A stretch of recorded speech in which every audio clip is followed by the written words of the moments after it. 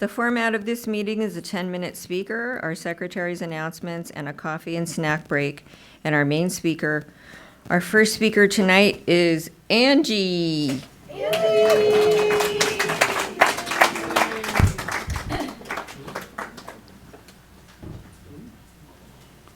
Hi, I'm Angie, and I'm an alcoholic. Oh, this works good. Okay, my timer is here. Grateful to be here. Thank you, Mimi, for asking me to participate in my recovery. My sobriety date is May 19th, 2016. For that day, I'll forever be grateful. I get really nervous when I speak in front of crowds, so I hope I can continue to share the message that got me here to Alcoholics Anonymous. If you're new, welcome. If you've been here a long time, welcome. If you've got a seat tonight in Alcoholics Anonymous, welcome. I'm incredibly grateful that I've gotten the opportunity to save my life. And so if you've got a seat today here, and then you're sober and breathing a sober breath, I want to say congratulations and welcome. Welcome to your life. I really want to talk about gratitude, so I only have 10 minutes. So it talks about in our literature, we share what it was like, what happened, and what it's like now. Really quickly, what it was like to qualify. I always like to qualify briefly because the woman that you see before you is not the woman that walked into Alcoholics Anonymous. My alcoholism is cunning, baffling, and powerful. When I look in the mirror, I'm like, oh, I don't look like an alcoholic. When I pull up to my job, oh, I don't have an alcoholic job. I don't smell alcoholic anymore, right? And so I have to remind myself briefly, what crawled into the rooms of Alcoholics Anonymous on May 19th, 2016. And the woman that crawled in here was absolutely desperate. Desperate. I still suffer from defects of character, like it talked about in our literature. And two of the defects of character that I suffer from is judgment still and comparison. And I work with a lot of women, new women in Alcoholics Anonymous. And if this is you, this is not judgment because I don't know anyone in this room except for Mimi. But I work with newcomers and they come in here and I relate to their stories about how they drank and how they felt.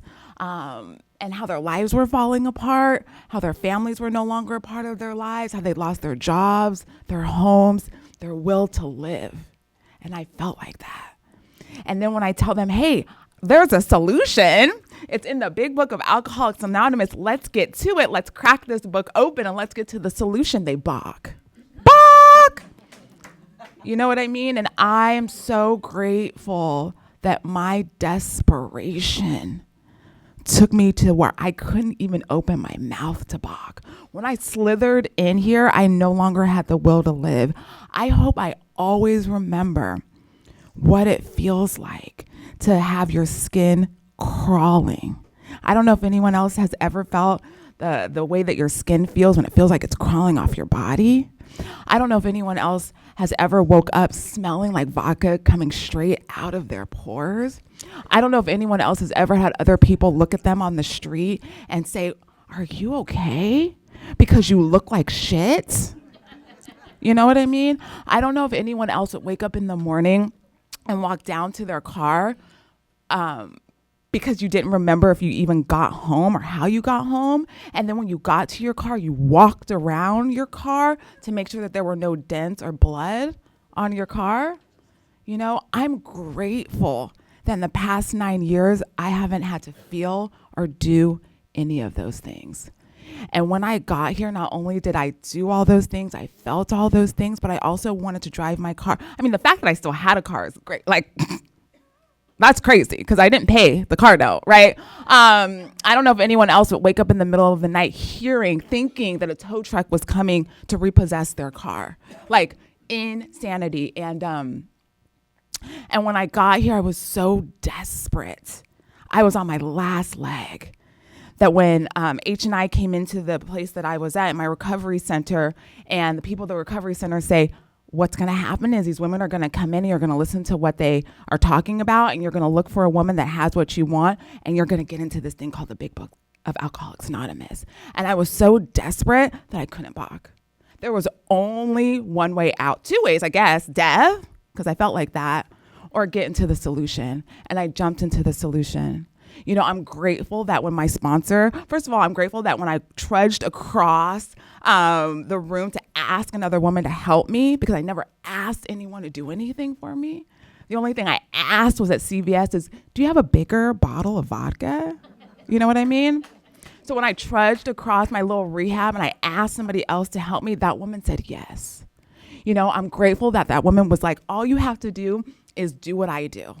All you have to do is sit in the front row when you come to meetings and listen with your eyes and listen with your ears. Because sometimes your ears are going to be I don't know if I can curse. Sometimes your ears are going to be closed. Apologies. I don't want to, apologies for cursing. The funny thing is I just started cursing when I got sober. Sometimes your ears are going to be closed and you need to listen with your eyes, right? And sometimes your eyes are not going to be working, so you need to listen with your heart. But sit in the front row because that's where you're going to be listening, right? I'm grateful that my sponsor was like, all we're going to do is we're going to sit and we're going to open up the big book of alcoholics and we're going to read line by line. If you don't know what the words are, we're going to get into the dictionary and we're going to figure it out. I'm grateful that my sponsor said, get commitments because commitments keep you sober. I'm glad that my sponsor said, you know, find women specifically that have what you want and stick with the winners. And you guys, when I got here, I was a loser. You know, so anyone that I thought was a winner, it was like just one step ahead of me.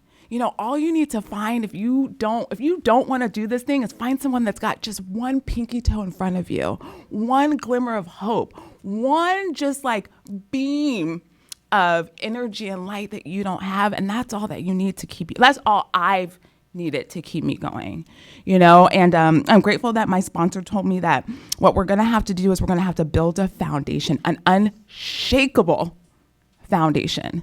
Because if you stay around here long enough, life's going to get real shaky, you know? And we're going to build that foundation brick by brick, you know? And I was thinking about this and I was getting ready for this meeting because I never know what I'm going to say. And I was thinking about this beautiful life that's been cultivated for me as a direct result of Alcoholics Anonymous.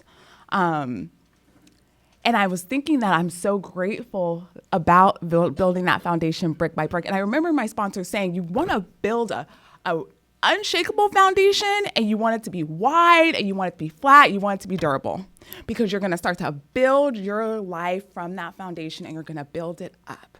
And if your foundation is not very secure, your house can only get so many stories. And she was like, and I believe, Angie, that you're going to have a big, tall house. So you better make sure that your foundation is very, very strong. You know, and 9 years later, 9 years, you guys, when I got here, I was like, I'm going to give you guys maybe 29 days, right? Which is so funny because I had no job when I got here. All my friends were like, we're done. Like my best friend dropped me off at rehab and was like, toodaloo, like good luck. But my alcoholic mind said, I'm going to maybe give you guys 29 days because I have so many better things to do, right? That's the cunning and baffling part of this disease. Today, my disease tell me, you know, there's better things to do than be in a meeting on a Saturday night, right? My disease still tells me there's better things to do than to call your sponsor and talk to her about the wild things that my mind still cultivates. There's better things to do than to have a big, beautiful life. That's cunning and baffling. That is absolutely insane. And I love the fact that today I know that I'm still insane.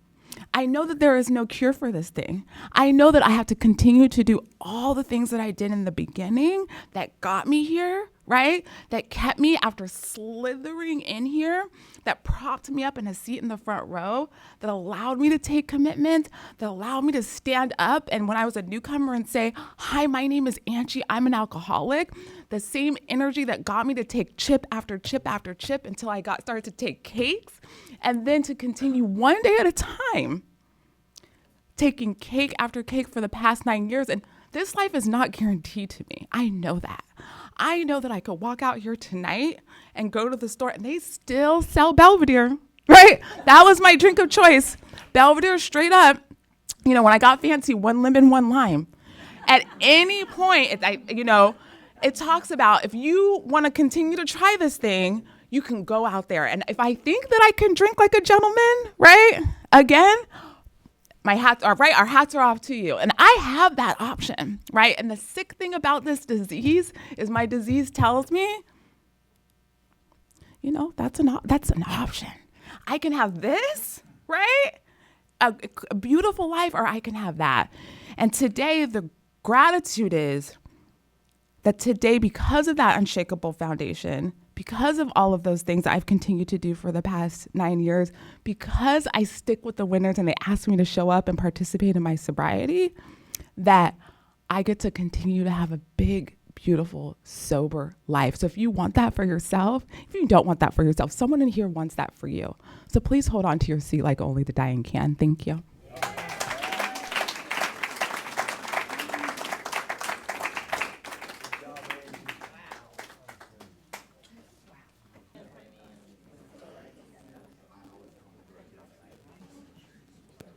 All right, guys, let's do the serenity prayer. God, grant me the serenity to accept the things that I cannot change, the courage to change the things that I can, and the wisdom to know the difference. Now our main speaker will share her experience, strength, and hope with us. Please join me in welcoming Mimi. Hi, everybody. I'm Mimi. I'm an alcoholic. And thank you so much, Angie, for starting us off. And thank you, Keith, for asking me. And thank this meeting for being here and all the people that started this however many years ago so that we have a place to go on Saturday night. Angie's the secretary of my home group, my Monday night Inglewood Women's Meeting, the best meeting in the world. You got a little bit of a glimpse of why. And the reason that I got to that meeting and the reason that I know Angie is all about God and doing the next indicated action in my sobriety. Angie talked about, kind of the sticking with the winners thing and this idea of just doing what others do or what you're told to do. And I was pretty beat down when I came here. The first time I wanted to get sober, I was 14, and I did not know that there was a place that existed for that. I didn't know anybody that was sober, but something in my innate, like in my heart of hearts, just knew that, I'm a pedal to the metal girl. I'm like all or nothing. I had to learn later about, honoring and respecting the grout line, the gray between the black and white tessellated pavement, because that is what, is the foundation. It's like what holds things together. And it's that sweet medium gray spot, which I wanted nothing to do with for the majority of my life. And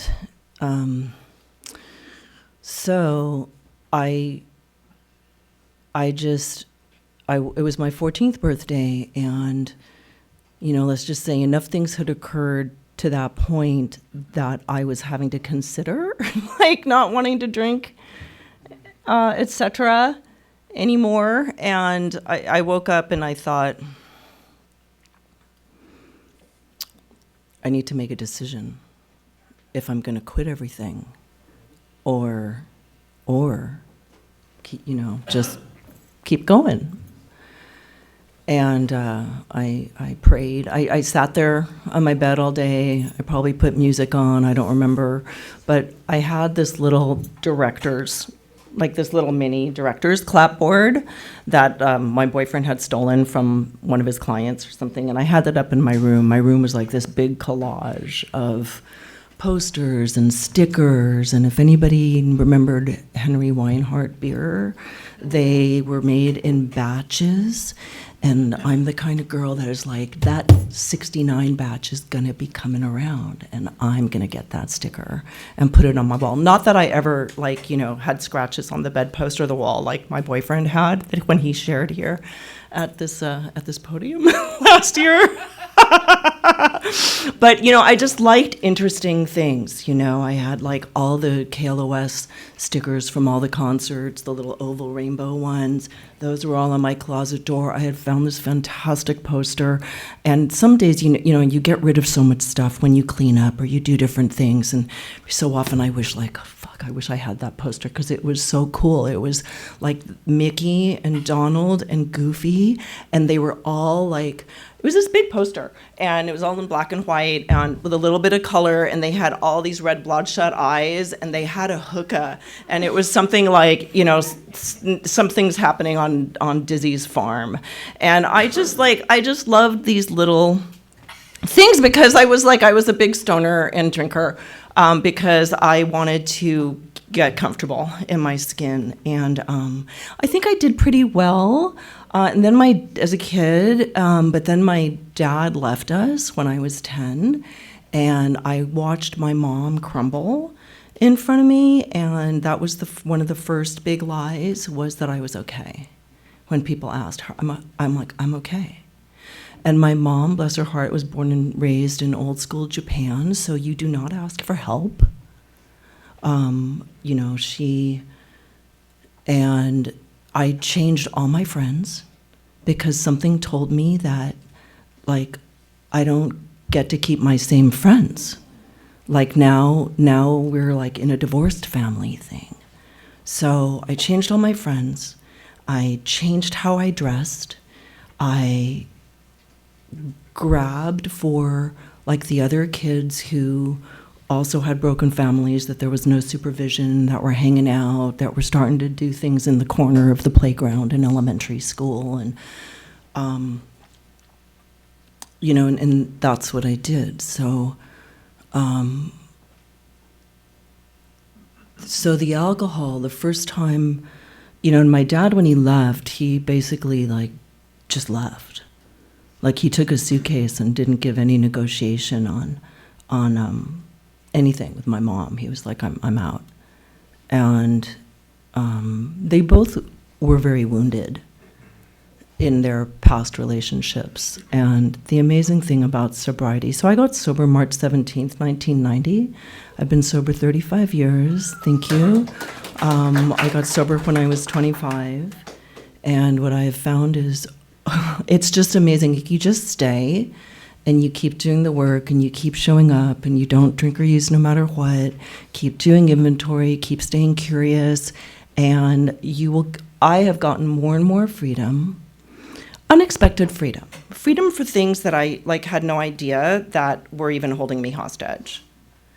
And that is the amazing gift of this program. Like, little things will happen. And I think it was just in recent years, let's say in the past decade, that I really understood, like, the pain that the stuff that my dad went through that caused him pain and caused him the inability to negotiate, like, to, how to stay. And that is... Okay, I guess I'm just going to talk about that for a minute, because what I normally do is I ping pong back and forth, but I just don't want to do that in every single department for you guys. Because what's so crazy, I'm studying numerology right now, and I'm, like, really into it. And I did my parents' numbers, and I haven't done the full spread of them, but actually just from doing that, I can recognize why they... like, it really wasn't a match in certain levels, and like, my mom, she's kind of like, oh, I need help, but she totally doesn't need help, like, at all. So, and my dad was an alcoholic, and he grew up as his dad's drinking buddy, but he was brilliant, and he was a very smart man, and but he was kind of under the thumb, like, instead of being able to play football, they had him play piano when he was 8 and give a concert recital and make a record and things like that. So when he got the love of his life pregnant in high school, my grandfather said, yeah, you're not doing that. That girl's not ruining your life. So somewhere, I have a sister that's probably, 20 years older than me, somewhere. And she went down and did her pregnancy out in Guatemala, because that's where my My grandmother was, I don't know, I think having an affair with a general or something down there. But, and because my aunt who recently passed, Aunt Pat, she filled in some of this story. And then my dad, and then the girl like went back to the States because that's what you did. And I don't know if she gave the daughter up for adoption. Like, I have no idea what happened. And I still don't know if I'm ever going to try to contact her or not. Because sometimes it is that, when we make amends, it's like, to do something that's going to create more harm. We want to always be aware of that. I do my best to be aware of that. But then what I realized is I think this is what I think. I think is that when I was born, it brought it up to him. It reminded him a lot about that. And because he's a 6 in numerology, it's like the father number. And I think that was too much for him. And so he bailed out and got together with an old girlfriend whose husband had died. And, but so I digress. That was all about, like, he just didn't have the skill set. Like, he could function, right? He got like all these A's in schools. He always wanted to like be his own. He was in like computer software in the very beginning, in the early 60s. And, but I think his alcoholism kept him from being a successful entrepreneur. And in the end, he surrendered and worked for, a corporation. But he always wanted to try to do this business thing all by himself. And some of that, is the alcoholic, like, I don't want to be told what to do. I don't want to be told what hours to have to keep and stuff. Because I'm so creative. But I think emotionally he was really, that's where his ism showed up. Because our ism shows up in different ways. I mean, I know people who have come to this program as, it's like maybe they did a binge once a month, but it was like the thing behind it. It's like this thing that gnaws at you inside, this ism. So he left all this alcohol. So then I'm hanging out with kids. We have no supervision. So then the kids came over and started drinking the alcohol because, I'm like, oh, come over, do something. Like, I want to be liked. I want to be, a part of, because I've just left my friend group that I've had since I was a kid, since I was littler than, 10. And the first time I drank alcohol, I drank vodka. Well, actually, the first time I had beer, I remember like taking a sip of my dad's beer when he was mowing the lawn. And I remember in our house in Santa Monica, I got sober on the West Side, 26 and Broadway. Thank you, God. That was I'm so grateful for that. And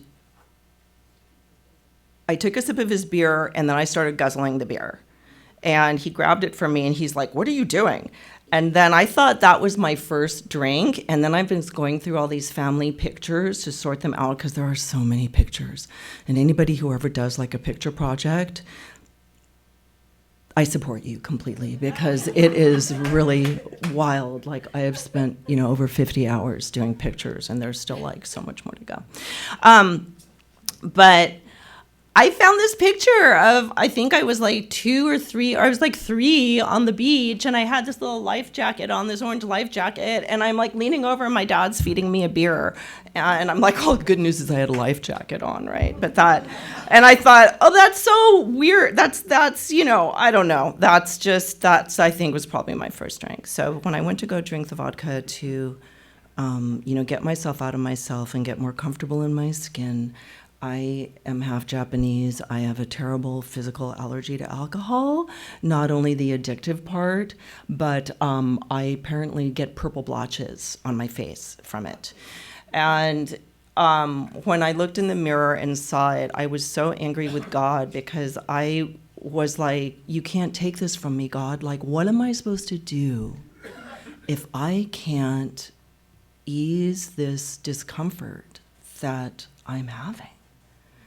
So, like it says in the book, I went through like Do I not eat bread before I drink? Do I drink white wine instead of red wine?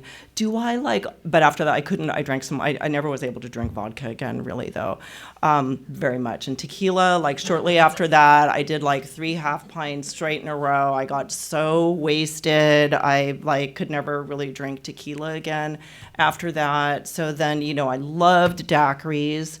I loved daiquiris because rum was okay with that, and I liked beer, and like this is the alcoholic, like the delusionary alcoholic insanity, or the creative aspect of alcoholism is, there's vanity plates. So I had a vanity plate that said fiend, but the F was taken, so I did PH. So it was PHIEND. And my big vision was that when I get a doctorate, I'm going to highlight the PH and the D on the back of the license just ever so slightly, so that if you know, you know. And yeah, so but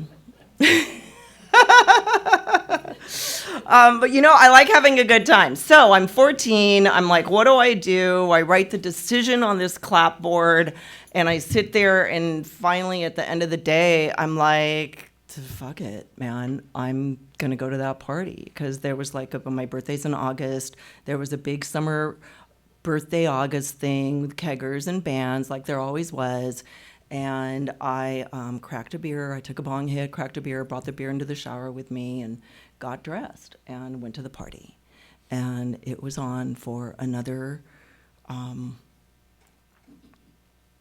probably 8 years. So I like to think of my sobriety as like a triple pane window that, and maybe this is for many of us, like it's a miracle that enough of the openings, the layers of the openings are open at the same time that we get to be here. Angie talked about like the ears being open, or the eyes being open, or the heart being open, or like, literally it's a miracle. Because I got pulled over for a drunk driving in college, and I had forgotten that I ever wanted to get sober when that happened. And also around that time in junior high, we were all partying, and I remember a kid came into the room and said, if you drink more than 2 or 3 times a week, you're alcoholic. And we all toasted and raised the glass at as 13-year-olds that we were alcoholic. But I'd forgotten that. So in the DUI school, when they asked me if to ideally, refrain from alcohol for 90 days or 60 days or however long this program was, which was very inconvenient because I was living in Orange County going to school, and I'd gotten pulled over in Santa Monica. Thank goodness they didn't pull me over downtown where I'd started like leaving the journey. It was very interesting. I found that night that I was very depressed. I was very sad. My relationship had gone, things weren't working out so great at that moment in college. And some people that knew me, this one guy from music stuff I remember he was like, are you okay? And I'm like, I'm fine. He's like, do you need a taxi or something? I had no idea that I even appeared loaded, but I did drink a handful of complimentary, what are those things called? The Long Island iced teas? Yeah. Jean Loves Jezebel at the Palace. I had an inn. So it was the after party thing that, but luckily, I made it home. I feel like I was very graced. I made it back to Santa Monica. I, was in Santa Monica jail for 3 hours or something. And, Keith tells a story where he walked a line in 10, wait, who was it? Was somebody speaking here somewhere that said they had to take their shoes off, right? To walk the line. Oh yeah. What's her name? Who was here a few weeks ago. And I remember I got pulled over, and I just looked, I go, well, I need to take my shoes off. I mean, obviously, you're not going to have me walk the line in these high heels. Yeah, they were amused. They took me in anyway. And then, to kill time, I was like, well, will it kill time if we go to the, the store, to the hospital to do a blood test? Let's check my blood alcohol that way. Because I'd already blown, I don't know, a 2.8 or a 3.0 or something there, back in that. That's why now when they talk about, what is it now, 0.7? I'm like, what is that even? How many half drinks is that? What is happening here? We know the pot's gotten stronger, but I don't know if the alcohol really has. So anyway, so I got that DUI, and, I'd forgotten that I wanted to get sober at that time. So I was dry for the 60 days because, of course, I'm also not willing to admit that I might have a problem drinking. So when they're like, we want you to refrain, I'm like, absolutely, I don't need to go to have help. So I was super dry. I went to 10 different meetings in 10 different cities. I didn't mean to, but it's just so funny. It's like, no, you're not going to have a fellowship. There's going to be zero connection to your potential recovery right now.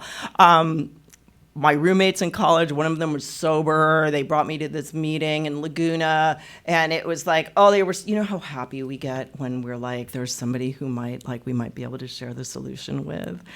And they were so happy, and I thought it was so weird. These people came up to me, they wanted to shake my hand, they wanted to give me phone numbers. I didn't want to shake anybody's hand. I didn't want anybody's phone numbers. I didn't need to talk to you. And, and the lady who spoke was into music, and she had a great story, and they were so excited. They're like, oh my God, Mimi's gonna relate to her. So, which I did. I did relate to her, but I'd forgotten that I suffer from a spiritual malady, and that, that it's hard for me to stop. It's hard for me to limit, but I think really underneath all that is why do I drink in the first place? I drink to escape and check out. I don't drink to I don't even know how to describe it. What, you raise little glasses at dinner and it makes you warm and fuzzy or something? My mom couldn't drink at all. She was very sensitive to alcohol, and she would have half a little glass of something, and get a little red. And I think that was probably real hard for my dad too, if he liked to drink and she didn't like to. I mean, it'd be hard for me. Oh my God.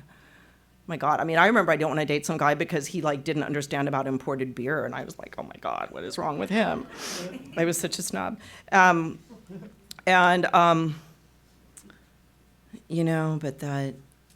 so I went to meetings, I got a book, and I didn't stay sober. I think I was sober for about 90 days, and then some guy I was dating was getting high, and then, so I got high, or drank, whatever it is. And interestingly enough, yes, bless you, that, where was I? It was right before I got sober. I was at the New Music Seminar in New York again or something, and because I got into college radio. I mean, honest to God, punk rock saved my life. Music saved my life from the beginning. I started going to concerts when I was 13. My first show was at the Santa Monica Civic, and the Runaways opened for Cheap Trick. I always thought Cheap Trick had opened for the Runaways because we were there for the Runaways. We were 13-year-old girls that loved the Runaways. And it's that's just what I did. I went to shows. I have most of my ticket stubs still, and I loved music. I loved reading. I loved escaping. I loved roller skating. I loved skateboarding. I loved playing music. I played, I started with a clarinet, then I went to a French horn, then I went to an orchestra bass, and we were talking right before this meeting how alcoholism takes things away that you love. And it took me a while to recognize, because I was like, oh no, it didn't take away anything I loved. And then I remembered that there was a day that I chose to, miss practice in junior high in favor of the alley. Because the alley was more interesting than playing orchestra bass. And, I really missed it. I've tried to get back into it, and it's just I just can't stay still long enough to do it. And I used to regret it a lot. And then I realized, you know what, my friends that play music, it's they just play. They don't have to make themselves practice. They just do it. Maybe there's some, what else do I do? But so when I went to college at, my plan was not to go to community college. My plan was set up to go to university, but my GPA dropped almost a point. I don't test well on the SAT. I forget things like this. I think actually even recently I go, I never tried to control my drinking. And then God's given me all these memories of when I've tried to control my drinking. Remember, I came back from the Philippines because life was hell for me in junior high, okay? There was an angel dust dealer that lived around the corner, so that I became friendly with. Like, my life was over at 14. Things happened that were not great. I did not feel a lot of self-esteem or proud of things. It was very conflicting and confusing about stuff. And so my friend's mom was going to make a movie in the Philippines. And I said, well, that would be so cool. I should go with you. And then I can visit my family in Japan on the way back. And I'm so grateful that the vice principal at Santa Monica High School understood that I was going to get way more of a valuable experience missing the first couple months of 10th grade and getting this opportunity to go to the Philippines for 2.5 months, you know, which I did. And I also got out of junior high early because I didn't want to be there. They didn't want me to be there. I mean, literally, I thought I would probably implode. Like, I couldn't even imagine, like, staying in, you know, when something just gives you, Angie talked about, like, the skin crawling thing, just like, when awful things happen to you in certain places, it's like, I don't want to go back. I don't want to be there. I don't want to see it. I don't want to feel it. People, the hallways, the eyes, the, like, all of it, any of it. And, one day I got pulled in from being off grounds at lunch again, and, you know, I was like, you know, just skip me up, and I can leave. And the counselor came back in 20 minutes. She's like, okay. And I thought, oh, they hate me. But I asked for it. So, like, I got to bail, and then, so I'm in 9th grade suddenly from being in 8th grade. And then 2 weeks before school was out, I was off grounds again, and they told me I wouldn't graduate, so I had to transfer to another school. But they gave me my diploma anyway.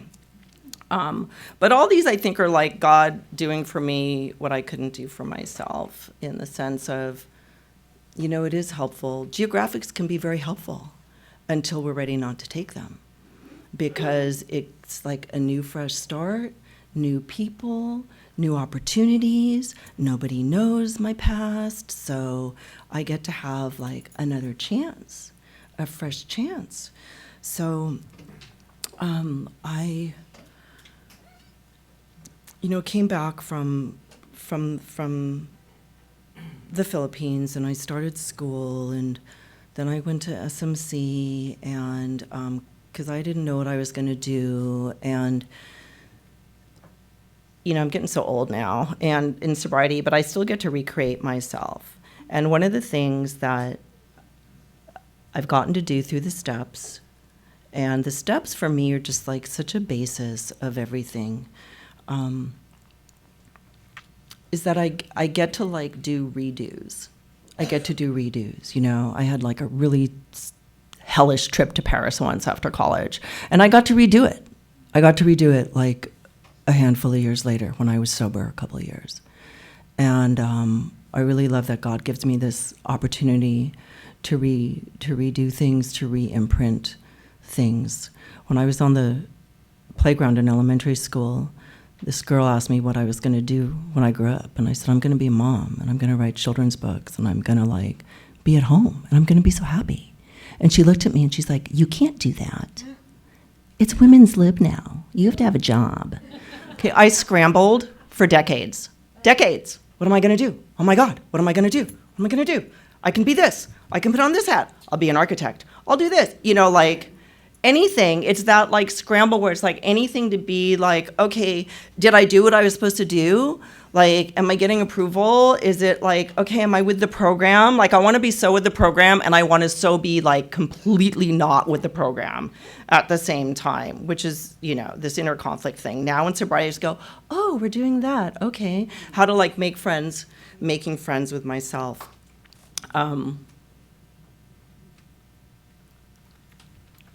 I'm laughing because I'm looking at my boyfriend. He always wants to have these like stellar speakers here to impress everybody. And he's like, you need to do really good tonight.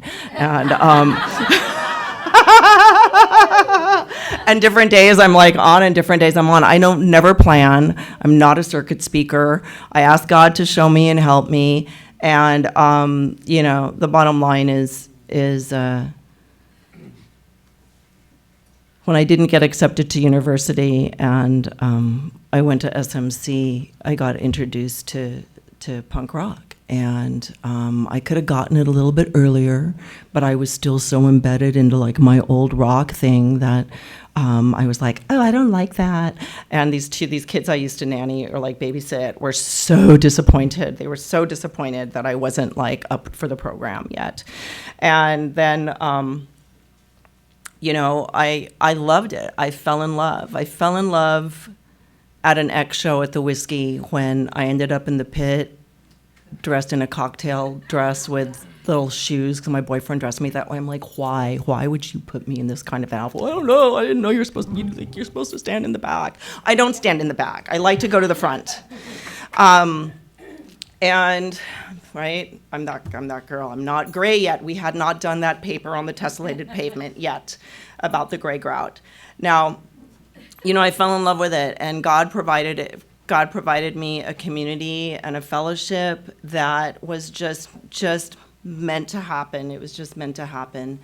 I say meant to happen because I was just being who I was and how I am, and I saw that one of my friends that I had met through something else were getting to open for a band, and I called them and congratulated them, and they were like, do you still play saxophone? I was like, well, a little bit. And they said, we're firing our sax player. We just need to play like 3 notes. Like, it's just the last song of the thing. You just have to do that. And I got to do it. And it was like an open invitation in to being in the center of the herd, the center of that herd. And that was my home for years. And then I went down to UC Irvine and got there, and like the radio station became my sorority. And I got to do promotions there and put on shows. And fast forward, when I moved to Hawaii, I got to do radio there. I did radio when I moved to Japan. I was going to do radio after college, but then the Wave bought KMET, which really messed my plans up because I was not going to be interested in that new age stuff. And that was kind of the beginning of playing pre-recorded rotation stuff. So currently it's all volunteer. I'm doing radio again, which is really great. So Friday afternoons, if you want to listen to luxuriamusic.com, you can hear me play punk and funk and rock. And that's what I do. I like to play on the fly. I always bring God into the show. I vibe my music at home. I ask who wants to come play. And I pull them, and I just put on whoever wants to play. Sometimes it's a surprise. Sometimes I don't think it matches. But it's like if that artist and that song wants to go, I do it. Because I've learned, like, I just do. It's like if I hear the voice, then I'll hear the voice. So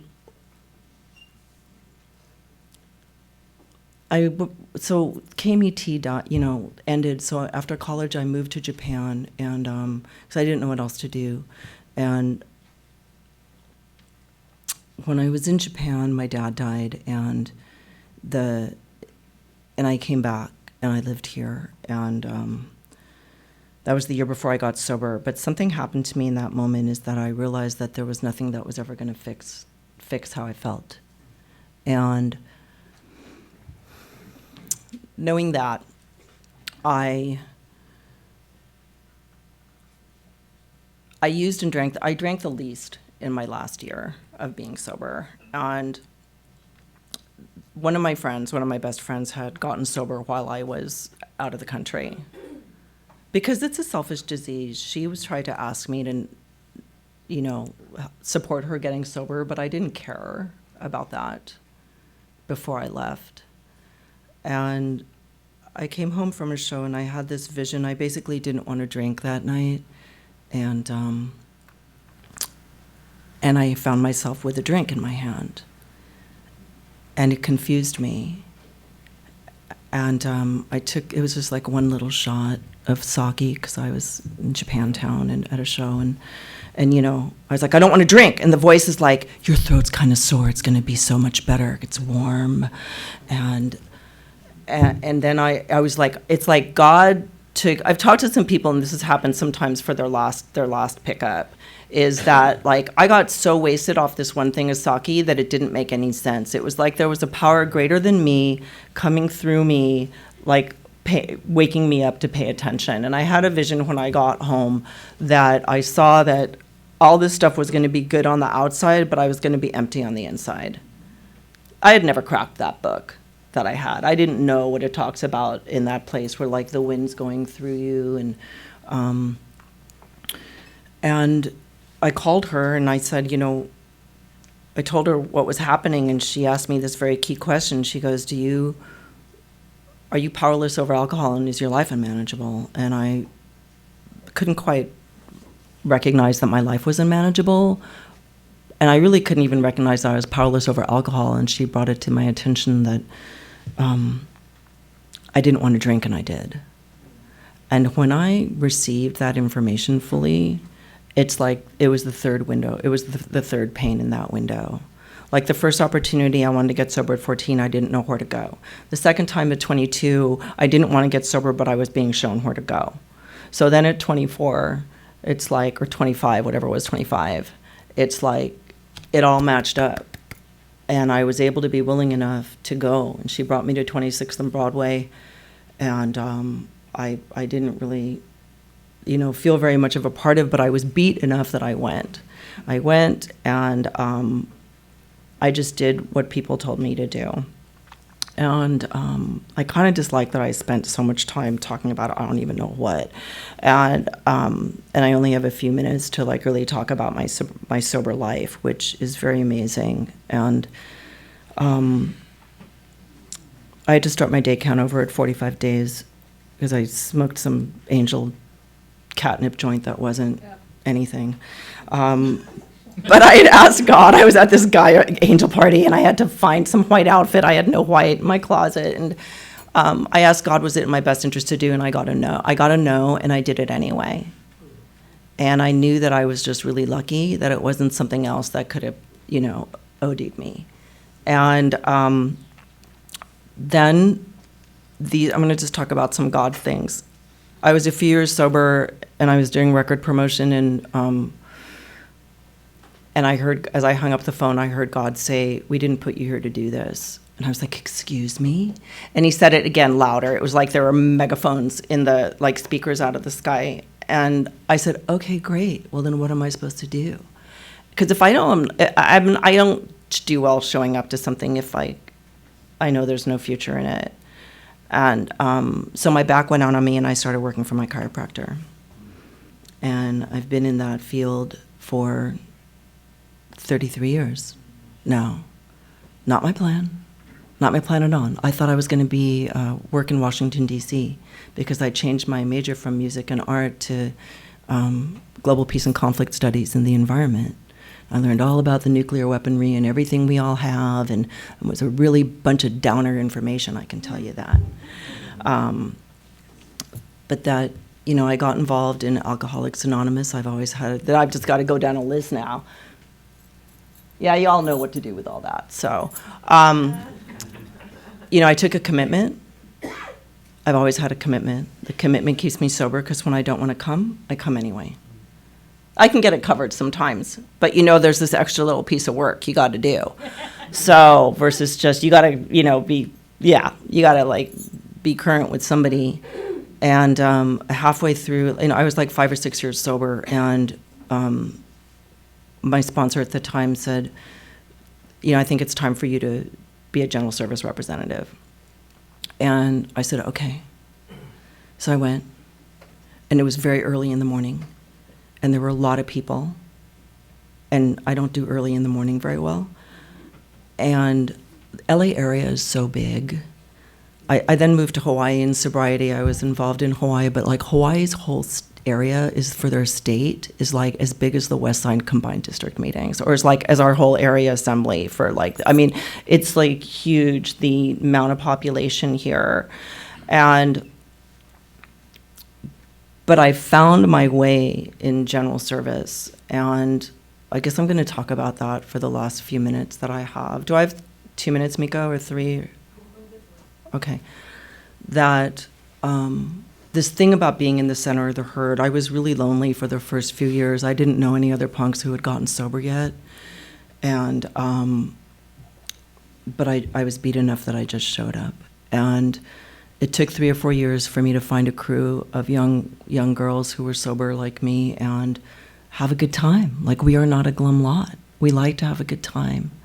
And then I got involved in general service, and it took me a couple of years to find the center of that herd. Oh, I got to talk about fellowship. So this meeting talks about fellowship, but we're starting to kind of go to the kettle afterwards. If anybody wants to start doing that, like, please say so, because I don't think I would have stayed sober if this little tiny Thursday night meeting didn't make me go to Izzy's Deli on Wilshire in Santa Monica when I absolutely did not want to, and was so completely uncomfortable at this booth with like nobody that I knew that I cared about anything. But it made me show up to be part of the fellowship. It made me feel a part of, and whether I wanted it or not. So I want to put that out there from the podium here that we can be down to do that. Heck, we might go there tonight. And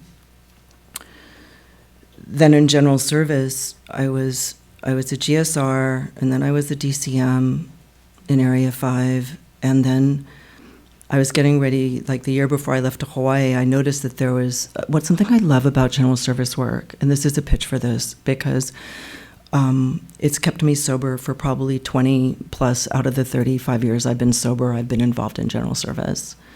And what I found is that through the committee work, I get to do something that I'm really passionate, like I can find the thing that I love and get to go do it, and then bring it back to my group to participate in. 2 minutes, 5 minutes. Okay, I'm a promotion girl, right? Like, I love promotion, I love parties. I'm like, let's have a gathering, let's do this, are we all going to the show? And so I go that we had this need because of LA area was so big, we were always either hosting a area committee, a something, blah, blah, blah. So I was like, we need a party committee. We need a committee where, like, we aren't trying to ask other committees to do, like, can you do food with us because we're hosting the assembly like this? So I create this party committee. I would go up and I'd be like, if you like to party before, you should come join the events committee. And then when I got to Hawaii, I felt so lame. I thought, oh, I cannot believe that I was so, like, how un-AA of me. I should have been focusing more on, some other subcommittee or something.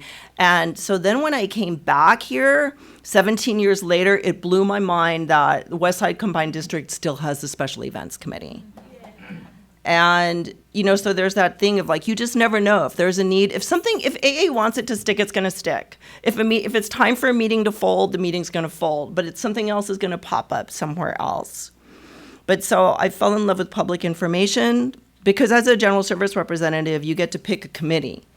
And whether it's cooperation with the young people, with the elders, with, right,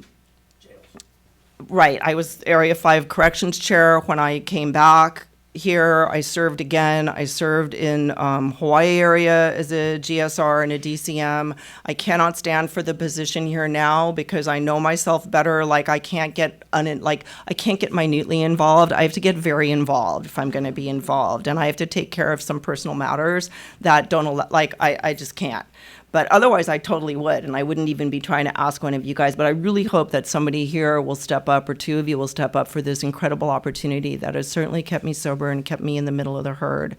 When I went to Hawaii, it's like when you have, and like the Pacific Regional AA Service Assemblies, my son is named Prasa with just one short A. Because I love service and I love all of us. It's like going to a show, but we're all sober and we all have service commitments, and it sounds so goofy, but it's like you really have this thing. Like, if you like to decorate, you can be part of the decoration committee. If you like to have big parties, then you get on convention committee. And when I moved to Hawaii, I got involved in I went to go because the International Women's Conference was being held in Honolulu, and I said, it's time for me to go to Hawaii. So I fortunately, I got there, this girl introduced me to another girl who was the chairperson for the state convention. I got to be the person who, whatever, the Alcathon. I was like the first person from another island outside of Oahu to hold a commitment, and I got to do Alcathon chair. And that was so cool because everywhere I went that year, I asked you if you were coming. Are you coming to Hawaii? Would you like to have an Alcathon slot? It's going to be so great. 2 minutes. So, and I mean, that's kind of like what I do now. It's like, oh, you're going to come to the meeting? What do you want to do? Are we going to go to the beach? Hey, look, a bunch of people are sober now that like playing bands. Let's go there. Let's go see them. Let's go have fun. We are not a glum lot. And I mean, one of my inspirations is like, there's some line in Parliament song. It's like, it ain't nothing but a party. You know, it ain't nothing but a party. And we just don't have to drink or use or like lose our, I was going to say our virginity. We don't have to lose our self-respect. That, right? Because, it works both ways, men and women. There are a lot of men who didn't necessarily like want it to happen the way it happened either. And, but we get to heal all that. And when, in a few years of sober, I came to the intersection at my junior high, and I saw how little the kids were and how big I thought I was when I was 13 and how old and how I could handle it all. And I just gave myself this hug. And I'll tell you, like, stuff that I never thought was going to heal inside of me has healed and continues to heal. And this piece about being curious, like, oh, you guys, if you're a girl, come to my Monday night Inglewood Women's Meeting. It's great. If you're a guy, I don't know, come to a party I throw and with Keith, and you'll have a good time there too. But I don't know where the men's meetings are here, but this is a good meeting here. It's a good speaker meeting, and that's where it is, where I am now, and I'm always sponsored. I don't always call my sponsor, but I do sponsor others, and I read the book, and the book used to put me to sleep. So I got very involved in the 12 and 12. And the difference between this being a meeting or being a group, as a group, you have representation that you can carry what our thoughts are as a group to New York. As a meeting, we don't have that. So if there are things that you would like to see done or improve or not, it's an opportunity. Thank you for being here to carry the message to others.